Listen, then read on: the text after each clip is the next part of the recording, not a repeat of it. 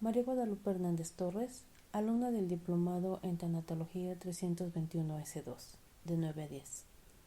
Hoy hablaremos de la depresión. Bienvenidos.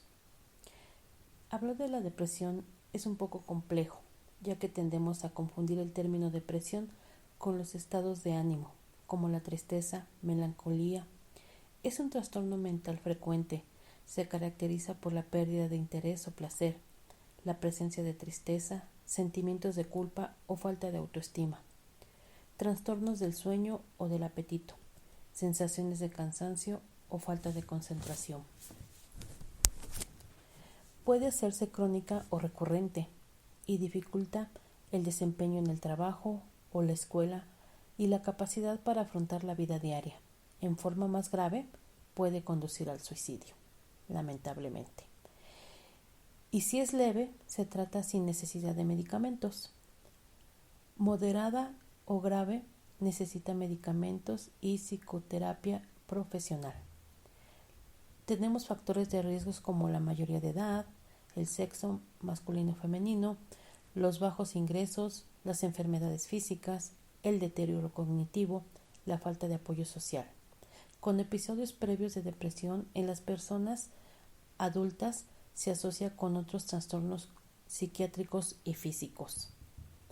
Los neurotransmisores disminuyen la serotonina, que provoca el cambio de su energía, la dopamina y la oxitocina, que todos estos dominan sentimientos de tristeza y baja de voluntad.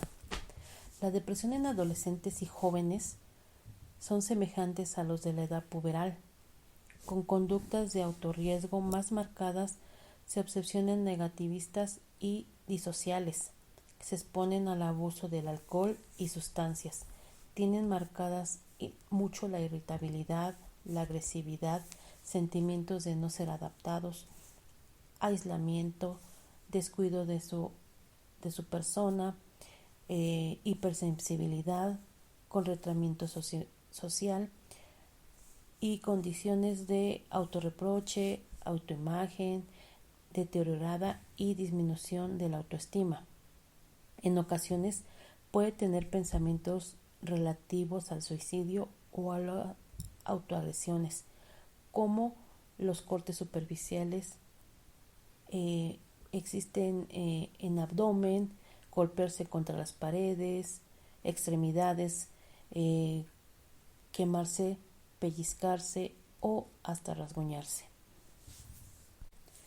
La sintomatología nos dice que la depresión se caracteriza por episodios determinados, al menos 2 veces a la semana de duración, aunque en realidad suelen durar bastante más, los cuales están implicados muchos cambios. Como antecedente histórico, los antiguos egipcios reconocían a la depresión como una enfermedad patológica definida. Por otro lado, Hipócrates se refería a ella describiendo los efectos de la bilis negra como causa de la melancolía. Por el contrario, la manía era un exceso de bilis amarilla. Aristóteles entendía que el corazón, y no el cerebro, era responsable de la melancolía e introdujo un concepto interesante, el de la propensión a padecerlo. Para el siglo XIX, Emil Kipling establece el término depresión, la cual la definimos como un golpe traumático en la persona que la hace perder seguridad y por tanto autoestima. Es un proceso largo desde que se lleva a cabo la pérdida o un trauma hasta que es aceptado y superado. Algunas personas tardan años en recuperarse, mientras que otras son capaces de superarla cualquier pérdida con mayor cohesión y fuerza. La persona que está deprimida se queja constantemente y es a través de esas quejas que podemos observar toda su estructura defensiva. Se trata de quejas continuas, a menudo exasperantes, por los parientes y los amigos que las oyen sin cesar, de sentirse inferior, indigno, desanimado y de no sentirse amado o de sentir que no se le puede llegar a amar. La depresión es en consecuencia del pensamiento distorsionado, los puntos de vista negativos sobre sí mismo, sobre el futuro o sobre el recuerdo, La depresión aparece cuando existe un reforzamiento insuficiente por parte del medio ambiente en el que la persona está inmersa y de la gente que la rodea. Ahora bien, también puede ser vista en niños o adolescentes y esta se manifiesta de diferentes formas. Podemos ver que hay diversos factores desencadenantes de la depresión y entre ellos son los factores biológicos, la herencia, los factores neurobiológicos, los trastornos del sueño, el factor psicosociales y los factores socioeconómicos.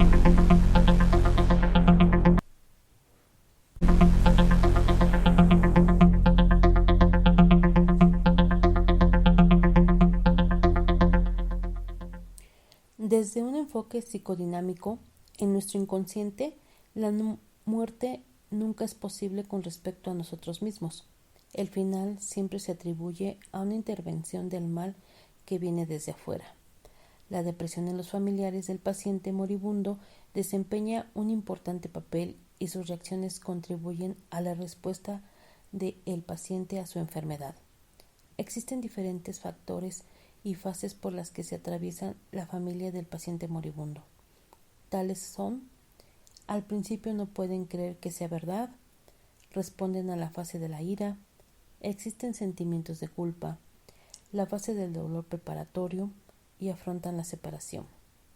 Existen diversos enfoques de atención para la depresión, desde el médico, el psiquiátrico, los enfoques psicoterapéuticos como el psicodinámico, el conductual, el cognitivo, el humanista, existencial, etc. Existen 3 tipos de depresión: la leve, la grave y la moderada.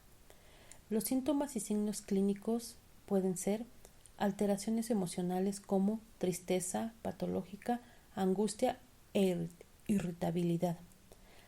Alteraciones de pensamientos como fallas de concentración, memoria, desinterés, indecisiones, desesperanza, ideación delirante o suicida.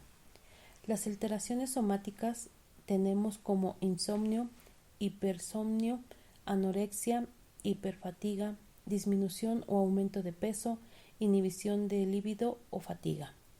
En las alteraciones de los ritmos vitales hay cambios menstruales. En las alteraciones de conducta tenemos llanto, agitación, identificación, aislamiento, mutismo. Por eso es muy importante que el trabajo tanatológico ante la depresión es evidente, ya que el paciente tiene necesidades muy especiales que pueden cubrirse. Es importante tomarnos el tiempo de sentarnos y escuchar y averiguar cuál es lo más importante en esta relación.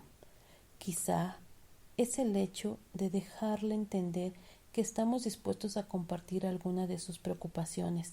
Tenemos que examinar a fondo nuestra actitud respecto a la muerte antes de sentirnos junto al lecho de un paciente moribundo.